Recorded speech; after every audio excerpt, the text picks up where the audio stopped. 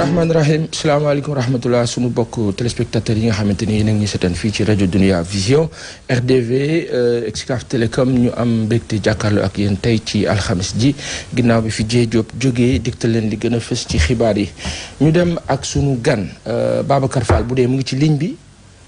allo Babacar. waaw. Babacar maa ngi laa ziar Babacar Fall directeur rédaction bu RFM. borom RFM matin maa ngi kontaan jot la. jërëjëf ñoo ko bokk. maa ngi lay ziar bu baax defe naa yow léegi nga tëj de bi nga tëjee yàggul de. waaw sànq rek. waaw bi nga tëjee yàggul maa ngi lay ziar bu baax je t'ai pris au cours vite fait dama la bett. yaa ngi war a dugg réunion de rédaction yow yaay ubbi café presse tey Babacar yow da nga bokk si ñi nga xamante ni yéen yaay joxal information bu njëkk li ci ëpp ci fajar gi. mais li ëpp ci information bi actuellement au Sénégal dafa nekk tiis nan nga koy dundee loolu. waaw li ci gën a doy waar mooy ay accident ki jéye yu am ci nawet bi bu dul dënnu bi di nappkat wala ñi demoon ne ma ko îlot serpent seen bakkan des fa toll ci ñeent nappkatu Joal ak ñoom seen village boobu nga xam ni nekk ca Kaffrine dara kenn desatu fa ndax dënnu ba fa dal loolu yëpp daal doy na waar ba tax boo déggee kilifa yi toujours réaction médecin après la mort yaa ngi gisati démb conseil des ministres ñi réew mi di wax nañu évaluer def auditu bërëb yi nga xam ni fa leen mbooloo mi di dajaloo ñu xool nu ñuy moytandikoo yooyu je veux dire Sénégal du tey la exister ñu bàyyi ba léegi ne dañuy sàkki pexe ci loolu c'est ça qui est un peu bizarre. naka noonu sax plan Orsec bi ministère de l'intérieur génn démb benn arrêté déclenché plan Orsec bi nawet bi tàmbaleeg léegi gis nañ dégâts yu mu def ci wàllu inondation yi démb képp la ñuy doog a jël décision def plan Orsec parce que xam nga plan Orsec ça demande des moyens dafa laaj xaalis. bu bëri et donc ñoom bu dee leneen du seen mbir wax wala puukale dañ ci am taxawaay. waaye bu dee farata yi nga xam ne moo yitteel dindinu askan wi dañ ciy xaw a doxinu kàkkatar. loolu rek moo ci doy waar. On a plus un gouvernement médecin après la mort qu'un gouvernement prévenant. maanaam xotti ko du seen mbir ñoom daal dañuy bàyyi ba yëf yi lakk ñuy jéem a fay. mais Babacar lan mooy jafe-jafe bi gars yi bu ñu xasee ba toog rek daal di nekk yeneen nit lan mooy indi loolu. mais je ne sais pas loolu xam naa duñ ko mën a régler tey ci émission bi mais du ñii fi toog rek ñi fi mos a toog ñëpp daal. fa mel ni bu ñu xasee ba yéeg. dañuy mel ni ñoo xam ni dañoo jànnaxe wala ñoo tàggoog seen xel ci. ba ñu faloo gut lañ daan daj wala gis askan wi daj nga xam ne bu ñu yéegee normalement xam nañ problème yi ne ci réew mi ñuy régler ko mais dañuy tendefal. quand même je pense que am na yeneen borom xam-xam yu ma ci gën a yeey. ngir mën koo gën a faral pàcce mais li ma ci xam as tuut daal mooy ne daal yitte askan wi c'est relégué au second plan. très bien gis naa ci l'observateur bi à la une tey ñu def mbiru Adama Gaye wax ne libération presque foirée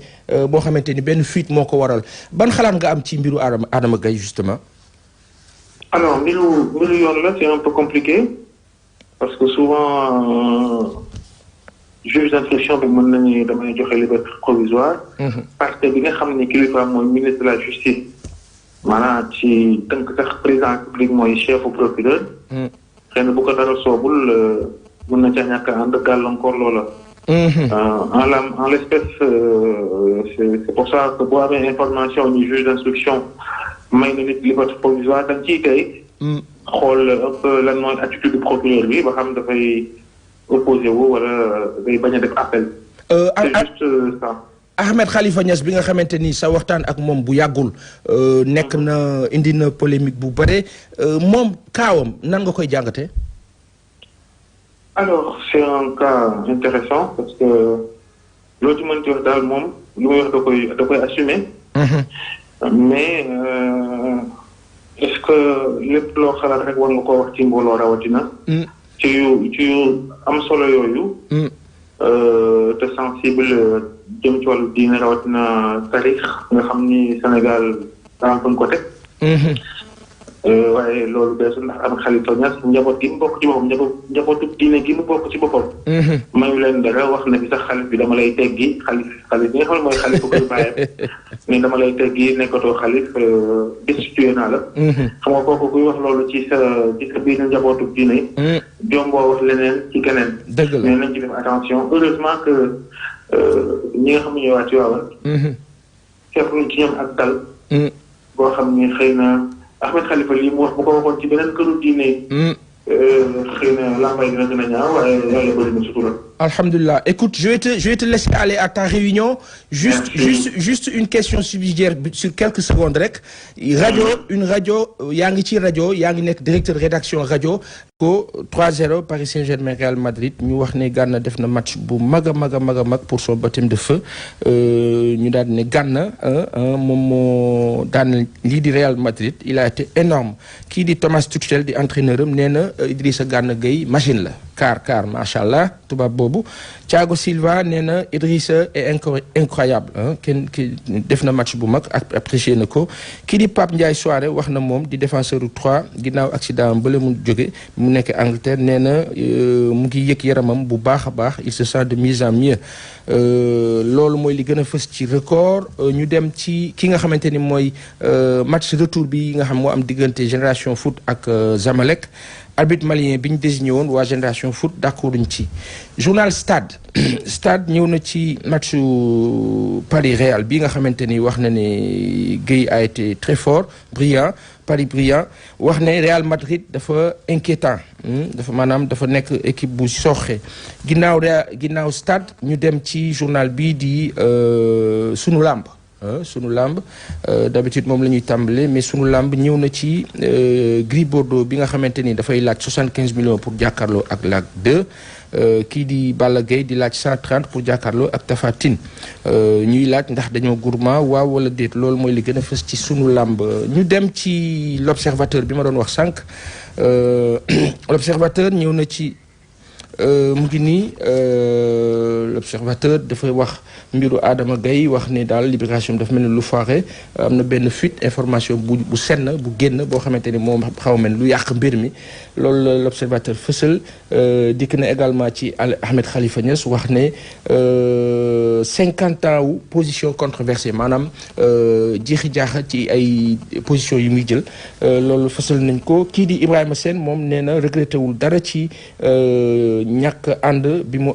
ànd ci sortie xalif général di Tidiane loolu Ibrahima Sène bu PIT moo ko wax ñu ñëw ci drame mu Îlot Serpent bi nga xamante ni ñu ngi ci enterrement yi maanaam dañu war a denc ñi nga xamante ni ñoo ñàkk seen bakkan ñu wax ci ñees boobu nga xam ne moo di kooku nga xam moo di ñeesu Sidiki Kaba mu di yaay Kaba yaay Marie Kaba ñu war ko denc ëllëg incha allah loolu mooy li gën a fës ci l'observateur bi dëkk ci mbiru ñeenti occidentaux yooyu tubaab yooyu nga xamante ni ñoom lañ leen bañ jox seen passeport ginnaaw bi ñu leen may liberté provisoire ci mbiru drogue bi kii di Régis Boguer di assistant wala adjoint Aliou Cissé ñëw na ci relation am ak équipe nationale Aliou Cissé ak li ci tënk yëpp les échos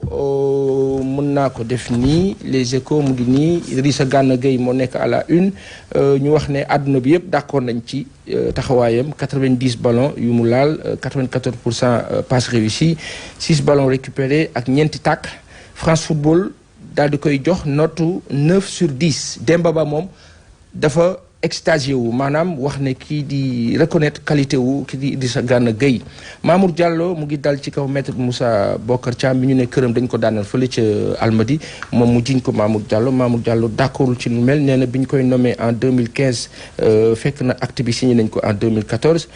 fekkewul yëgul tinul nee na xamul maître Moussa Bokar Thiam nee na également mu ngi xaar plainte am te moytul sax moom sax mooy dem justice ndax dara boolewu ko ci dossier boobu loolu moo nekk ci journal bi bi les Échos dikk na également ci pêcheurs yooyu ñu arrêté fële ca Guinée-Bissau ginnaaw bi leen Abdoulaye Wade ak Macky Sall fayalee ay salaire fayal leen ay droits de télévision Coupe d'Afrique loolu la waa Guinée-Bissau fayee Sénégal loolu mooy gën a fës ci les Échos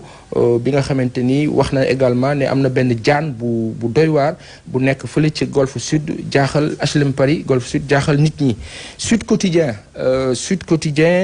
ñëw na ci plan Orsec gu président Macky Sall bi à l'endroit des inondations wax ne Macky jël na mbir yi à fond nekk na à fond ci biir inondation bi loolu mooy Sud Quotidien.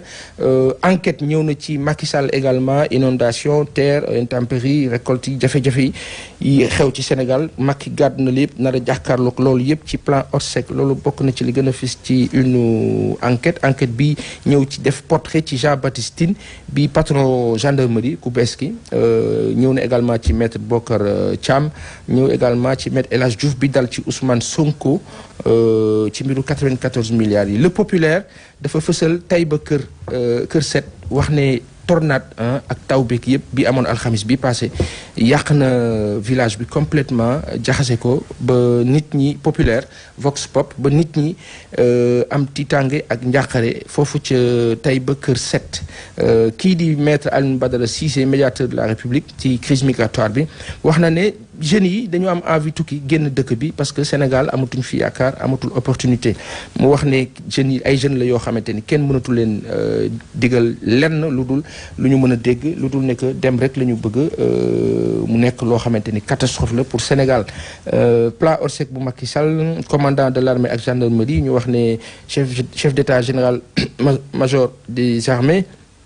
général de corps ancien Birame aérien plutôt général de corps aérien Birame Diop la ñu ko nommé mooy CMGA bu bees bi kii di Jean-Baptiste Tine nekk au commandant de la gendarmerie. Le Soleil dikkaat na également ci loolu ci nomination Jean-Baptiste Tine boobu di nouveau au commandant bi dikk également ci sécurité civile ak lutte contre jafe-jafe yi am Sénégal catastrophe yi accident yi ñu ne président bi dafa digle audit national établissement yi nga xamante ni ñoo yëngu ci wàllu domaine public bi plan Orsec bi dinañ ko déclencher également ci région yi nga xamante ni yëpp dañu sinistré loolu mooy li gën a fës ci Le Soleil bi dikk ci également wax ne France dina accompagner Sénégal ci infrastructure JO de la jeunesse de 2022. Le Quotidien dikk na ci mbiru Iba Der Thiam wax un homme sans histoire wala boog 100 pour wax 100 comme chiffre ak ñaari zéro tubaab di ko bindee CENT wax ne histoire am daal ay mbiru histoire am yi bëri na loolu mooy li gën a fës ci une Le Quotidien ginnaaw Le Quotidien bi wax ne ñeenti pêcheurs yooyu réeroon ci Joal dëkk gis nañ leen daanaka ñàkk nañu seen bakken plan Orsec bi Macky Sall lancé na ko Diagne Ndiaye wax ne ça sent très bon pour JO jeunesse su 2002 pêche illégale wax nañ ko sànq 109 sénégalais la ñu arrêté fële ca Bissau 109 sénégalais. Libération ñëw na ci Ousmane Sonko ak Ismaïla Ba wax bi ñuy sos société boobu di Atlas ne leaderu Pastef bi daal moom ci société boobu ñuy wax Afex la jaaree jël 55% ci mbir mi ginnaaw bu mu joxee iMac wala iMac 27 pouces ak benn vidéo création société boobu nag bañ koy amal kii di Ismaïla Ba associé mu ngi amoon 45% ñu ne service proposé yi daanaka optimisation fiscale wala naka ngay def ba doo fay l'impôt bu bare loolu la ñu fësal ci journal bi di Libération ne loolu moo doon taxawaayu société boobu di Atlas bu Ousmane Sonko. Nomination yu bees yi Birame Diop Jean-Baptiste Tine ak Bara Sissoko wax ne Bara Sissoko boobu nga xamante ne moo nekkoon président Abdoulaye Wade ñëwaat na comme chef d'état-major particulier du président. ñu dem ci journal bi di L'As Quotidien mu wax ne Macky Sall nommé na Birame Diop ak Jean-Baptiste Tine loolu moo gën a fës ci seen une ginnaaw bi ñu ñëwee ci li nga xamante ni moo am ci fédération wax licence frauduleuse fraude ci visa yi népotisme. mu jëm ci wàllu li nga xamante ni daal mooy fédération de roller ñu wax ne loolu mooy scandale bi nga xamante ni am na ci seen biir kii di Alioune Badara Cissé mu ngi dalal mbir yi ci wàllu waxtaan bi wala wax ji jib ci mbiru histoire bi ak Ahmed Khalifa Niass résultat concours d'entrée yi fële ca maison d'éducation Mariama Ba Me El Hadj Diouf daal di wane benn vidéo bu xamante ni dafa taxal kii di Ousmane Sonko ci mbiru 94 milliards yooyu violation liberté yi ak absence convention collective ci sous-secteur transport yi syndicalistes yi nga xam ne ñoo nekk ci pétrole bi ñoom daañu déposer préavis de grève. l'évidence nee na Macky Sall dafay def du Wade sans Wade maanaam ay anciens ministres ay Bibi Baldé Diène Farba Sarr Diène Faye Pape Abdoulaye Seck Mame Thierno Dieng Maïmouna Ndoye Seck ñooñu ñëpp daanaka mu ngi nii l'évidence. Walf Quotidien mun nga bàyyi Walf ñu wax ci Walf Quotidien mu ngi nii Me El Hadji Diouf dafa ñëw ci 94 milliards yu Sonko yi daal di wane fësal benn vidéo loolu moo nekk à la une. Taïb Socé ñu wax contrainte par corps bi nga xamante ni moo dal ci kawam Walfadjri dikk na ci Macky Sall daal di réhabilité kii di Thierno Lo ci ak Diène Farba Sarr ci ay nomination loolu aussi Walfadjri fësal na ko. l'évidence mu ngi nii donc moom laa doon wax sànq dafa wax Wade Macky Sall dafay def du Wade sans Wade ci ay décision maanaam jële fi ay nit indi yeneen nit indiwaat ñi demoon et cetera. critique ñëw na ci Doudou Kassé Sonko moo nekk à la une de journal bi di critique mu wax ne moom daal ay rabat-joie la wax la jiiñ mbir mu ngi nii critique moo nekk nii Doudou Kassé Sonko moo nekk nii wax ne bu kenn am mbetteel bis bu ñu xëyee dégg ni taxé nañu benn TVA compensatrice de 12%. Macky Sall delloosi na ay retraités ak ay politiciens d'envergure loolu mooy li gën a fës ci critique tenue de honte et d'exclusion sociale mu jëm ci agent de proximité yi nga xamante ni dañu wax ne ñoom dañu dégoûté ci seen sort. Dessous d'une liberté provisoire moo nekk aussi ci un appel ci journal bii di critique Adama Gaye ñu wax ne dañ koy libérer après plus de 45 jours yu mu nekk fële ca Rebeuss. Direct Info daanaka ak Dakar Time ak Tribune la ñuy war a tëjee Direct Info ñëw na ci président bi nga xamante ni dañuy wax ni jël na mbir yi en main ginnaaw foudre beeg noyade yi accident yi taw bi ak li mu àndal plus de 20 morts ñu wax ne 5 milliards yu ñu investir wala yu ñu détourné ci mbiru paratonnerres yi di laaj ndax dañu war a auditer direction protection civile enquête boo xamante ni mu ngi nekk en cours également ci mbir bu ñu war a ubbi président bi ndax dafa jël affaire yi en main wala déet loolu Direct Info daf koy laajte. Dakar Time ñëw ci Ousmane Sonko ak Ahmed Khalifa Niass Ousmane Sonko ak Ahmed Khalifa Niass la Dakar Time fësal wax ne mu ngi nii Dakar Time mu ngi nii wax ne ñoom ñaar daal dafa mel ni dañoo bokk ay mbir ci seen bëgg fës bëgg ñu leen di dégg et cetera. Dakar Time moo ko fësale noonu wax lu ñu ay similitudes yu ñu am ci mbir moom. Dakar Time dikk également ci film 94 milliards yooyu nga xam te Me El Hadji Diouf wane na ko ci ndaje mu doon amal ci mbir mi wax également lu tax kii di maître Ndiaye Babacar nekkul l'homme de la situation ci mbir mi nga xamante ni mooy basketu Sénégal. ñu tëjee ak la tribune la ñuy tëjee moo nekk nii la tribune Macky place ses hommes loolu la tribune fësal ci armée bi wax ñi nga xamante ni ñoo nekk au devant muy Bara Cissokho di un ancien wadiste ku nekkoon nag président Abdoulaye Wade wax ne ñëwaat na comme chef d'état-major particulier. Birame Diop nekk CMG bu bees bi maanaam chef d'état-major général des armées.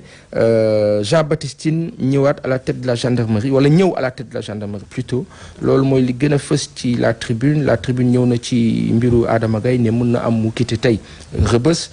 Maître Bokar Thiam di accusé Mamour Diallo ci këram googu ñu tojate fële ci Almadi. Aliou Sall mënul ñàkk dem kaso loolu mouvement ànd dooleel Khalifa Sall ñoom ñoo ko fësal wax ko loolu mooy li gën a fës la tribune bi nga xamante ni ginnaaw seen une bu ñu defee une ñoom dañuy def DER bu nekk beneen une en sport ñu wax ne PSG a été crucifié par le Real wala PSG crucifié na Real Madrid plutôt.